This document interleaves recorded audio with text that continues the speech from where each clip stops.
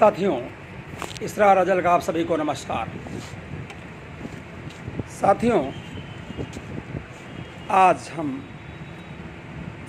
भारतीय कानून के संबंध में कुछ परिभाषित शब्दावलियों को लेकर आपके समक्ष हाजिर हैं। भारत में भारतीय दंड संहिता, इंडियन पेनल कोड और CRPC क्रिमिनल प्रोसीजर कोड और एविडेंस एक्ट लगभग जम्मू कश्मीर को छोड़कर सभी न्यायालयों में प्रस्तुत होते हैं। हमारे समाज में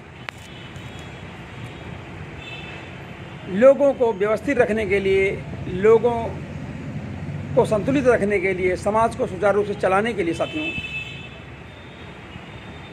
कानून बनाए गए हैं, एक्ट बनाए गए हैं। उन्हीं एक्ट में है हमारी भारतीय दंड संहिता, इंडियन पेनल कोड। ये ब्रिटिश के समय की है, परंतु कुछ संशोधनों के साथ आज भी ज्यों कहते हो हमारे देश में अपनाई गई है। इसी प्रकार CRPC क्रिमिनल प्रोसीजर कोड है, जो भी कुछ संशोधनों के साथ हमारे देश में जो कहते हुए अपनाई गई, ये भी ब्रिटिश पीरियड की है। और एविडेंस एक्ट भी उसी समय का है साथियों, ये भी उसी रूप में अपनाया गया है। तो साथियों, भारतीय दंड संहिता की विभिन्न धाराओं के संबंध में आपसे विचार करने से पूर्व हम सबसे पहले कुछ शब्दावलियों पर विचार करते हैं, ताकि आप साथियों का नॉलेज भी मेंटेन हो और साथियों जो है हम सभी साथी जो है सुचारू रूप से काम कर सकें। तो पहला शब्द आता है इसमें अपराध। अपराध क्या है? अपराध का मतलब है कि दंड की कोटि में आने वाला कोई भी ऐसा काम, ऐसा कृत्य जिससे आपको दंड मिल सकता है, कानून द्वारा आपको सजा हो सकती है, आपको डिटेन किया जा सकता है, ऐसा कृत्य जो है अपराध कहलाता है, क्राइम कहलाता है। सभी कृत्य अपराध नहीं होते हैं, परंतु जिन पर कार्रवाई होना संभव है, दंड मिलना संभव है, वो समस्त कृत्य अपराध की श्रेणी में रखे गए हैं। अब अपराध दो प्रकार के मुख्यतः सामने आते हैं। पहला है जमानती अपराध, दूसरा है अजमानती अपराध। जमानती अपराध साथियों क्या होता है? वह अपराध जिसमें कानून द्वारा उस अपराध को, उस कृत्य को जमानती घोषित किया गया है। कानून द्वारा ही जमानती घोषित किया जाए है, लिखा पढ़ी में होता है। और ऐसे अपराधों में जो हमारा मजिस्ट्रेट है, जो हमारा न्यायिक अधिकारी है, वो जो है आसानी से जमानत दे देता है। ऐसे अपराधों को, ऐसे कृत्य को जमानती अपराध कहते हैं। दूसरा साथियों होता है गैर जमानती अपराध। वो समस्त अपराध जिन्हें कानून द्वारा परिभाषित रूप से अजमानती घोषित किया गया है, वो समस्त अपराध जो है अजमानती होते हैं, और जिन्हें एक मजिस्ट्रेट आसानी से उसमें जमानत नहीं देता है। तमाम बार मजिस्ट्रेट जो है मुलजिम को, अभियुक्त को जेल भेज देता है,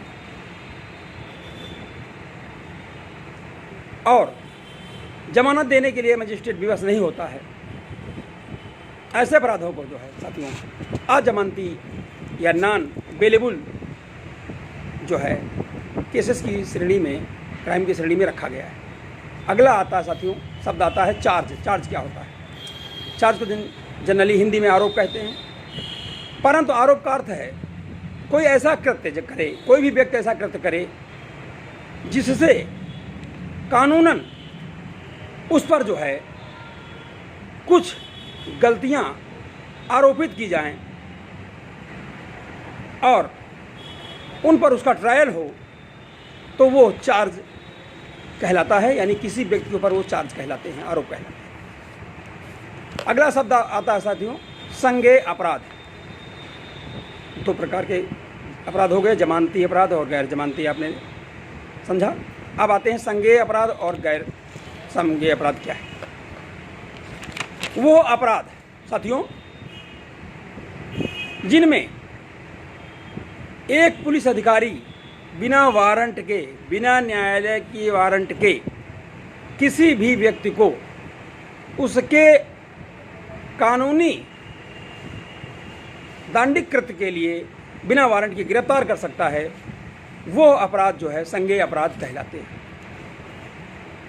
जैसे मर्डर 302 है, डकैती है 396 है, डकैती 395, 392 लूट है। ऐसे बहुत सारे अपराध हैं जिन्हें एक पुलिस अधिकारी बिना वारंट के गिरफ्तार कर लेता है। ऐसे अपराधों को संज्ञेय अपराध साथियों यानी कॉग्निजेबल ऑफेंस कहा जाता है। दूसरा होता है असंज्ञेय अपराध, नॉन कॉग्निजेबल ऑफेंस, वो अपराध जिनमें एक पुलिस अधिकारी बिना न्यायालय के वारंट के, बिना न्यायालय से वारंट इशू करवाए या प्राप्त किए किसी व्यक्ति को गिरफ्तार नहीं कर सकता है। ऐसे अपराधों को असंज्ञेय अपराध की श्रेणी में रखा गया है साथियों। अगला आता है शब्द आता है परिवाद, शिकायत, इंग्लिश में से कंप्लेन कहते हैं। कंप्लेन क्या होता है, एक कंप्लेंट क्या होता है, एक परिवाद क्या होता है। कंप्लेन बना है कंप्लेंट यानी शिकायत। वो किसी भी व्यक्ति द्वारा जब मजिस्ट्रेट को मौखिक या लिखित रूप में कोई शिकायत की जाती है, कोई किसी कृत्य या अपराध के लिए सूचना दी जाती है, चाहे वो मौखिक रूप में हो चाहे वो लिखित रूप में है, तो साथियों वो कंप्लेन कहलाती है, परिवाद कहलाती है। और अब जो है कंप्लेंट कहलाती है, परिवाद कहलाती है, शिकायत कहलाती है। साथियों कभी कभार ऐसा भी होता है कि एक पुलिस अधिकारी कोई इंक्वायरी करता है, तो जांच करता है और उसमें किसी गैर संज्ञेय अपराध के बारे में वो मजिस्ट्रेट को इत्तला करता है, तब वहाँ वो पुलिस अधिकारी जो है स्वयं कंप्लेनेंट बन जाता है, स्वयं परिवादी बन जाता है और उसके द्वारा प्रस्तुत की गई जो रिपोर्ट है वो परिवाद का रूप ग्रहण कर लेती है, यानी कंप्लेंट का रूप साथियों ग्रहण कर लेती है। अगला आता है साथियों शमनीय अपराध और असमनीय अपराध, compoundable offences, non compoundable offences. कानून में ये दोनों भी दिए हुए हैं, कंपाउंडेबल और नॉन कंपाउंडेबल। जैसा नाम से जाहिर कि समनीय अपराध और असमनीय अपराध, वो अपराध जिनका समन किया जा सकता है वो समनीय कहलाते हैं। कंपाउंड वो अपराध जो उनका समन नहीं करता है, नॉन कंपाउंडेबल कहते हैं। असमनीय अपराध कहलाते हैं, नॉन कंपाउंडेबल कहलाते हैं। और ऐसे अपराध जो है घातक होते हैं और ये सभी सजा के योग्य होते हैं। अब आता अगला शब्द आता है साथियों पूछताछ, इंक्वायरी। क्या है इंक्वायरी साथियों? जब कोई मजिस्ट्रेट किसी भी घटना की कार्रवाई करता है या जांच करता है और उसमें सबूत संग्रह की कोई बात नहीं होती है, साक्ष्यों के संकलन की कोई बात नहीं होती है, तो ऐसी जांच या ऐसी कार्रवाई या ऐसी पूछताछ को या ऐसी वार्तालाप को हम इंक्वायरी यानी पूछताछ की श्रेणी में रखते हैं। और आए दिन जो है तमाम सारी इंक्वायरीज होती हैं, जुडिशल इंक्वायरीज होती हैं, पुलिस इंक्वायरीज होती हैं। पुलिस तमाम बार इंक्वायरी के लिए आप समाज के लोगों को पकड़ ले जाती है, तमाम प्रतिष्ठित सामाजिक लोगों से बात करती है, कई बार प्रतिष्ठित लोगों से बात करती है। वो सबको सब जो है पूछताछ की श्रेणी में है, इंक्वायरी की श्रेणी में है। तो इंक्वायरी जो है पूछताछ होता है। पूछताछ के बाद आपको संबंधित तथ्य तलाश किए जाते हैं कि किसी अपराध में आपकी संलिप्तता है या नहीं।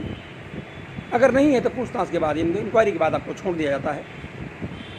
और ये जो ये पूछताछ के लिए आपको बुलाया गया है, जो आपको जानकारी के लिए, तथ्य जानकारी के लिए आपको बुलाया गया है, लेकिन इसमें सबूत संग्रह जुटाने की बात नहीं है, वो पूछताछ कहलाती है यानी इंक्वायरी कहलाती है।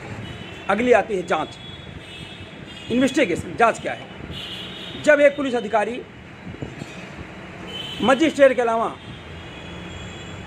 या कोई भी व्यक्ति, चाहे वो पुलिस अधिकारी हो चाहे कोई भी व्यक्ति हो, परंतु वो मजिस्ट्रेट ना हो, जब कोई पूछताछ करता है, जब कोई इंक्वायरी करता है और उसमें उसका उद्देश्य सच को इकट्ठा करना होता है, सबूतों का संकलन होता है, तब ऐसी कार्यवाही को, ऐसी पूछताछ को हम जांच की श्रेणी में रखते हैं, इन्वेस्टिगेट की श्रेणी में रखते हैं, इन्वेस्टिगेशन की श्रेणी में साथियों रखते हैं। अगला शब्द आता है साथियों न्यायिक कार्यवाही, जुडिशियल प्रोसीडिंग।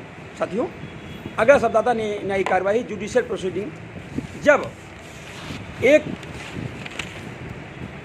किसी कार्यवाही में मजिस्ट्रेट के समक्ष कार्यवाही को पूरा करने के लिए कानूनी रूप से शपथ ली जाती है, तो शपथ लेने के साथ ही कोई भी कार्यवाही, कोई भी प्रोसीडिंग जो मजिस्ट्रेट के समक्ष होती है वो जुडिशियल प्रोसीडिंग यानी न्यायिक कार्यवाही कही जाती है, उसे न्यायिक कार्यवाही की संज्ञा देते हैं। इस प्रकार साथियों इस वीडियो में आज अपने कुछ परिभाषित शब्दों को जाना, उनके वर्णन को जाना, यथासंभव मैंने इसमें समझाने का प्रयास किया है। सुझाव आपके आमंत्रित हैं। जय राष्ट्र, जय संविधान, जय भारत।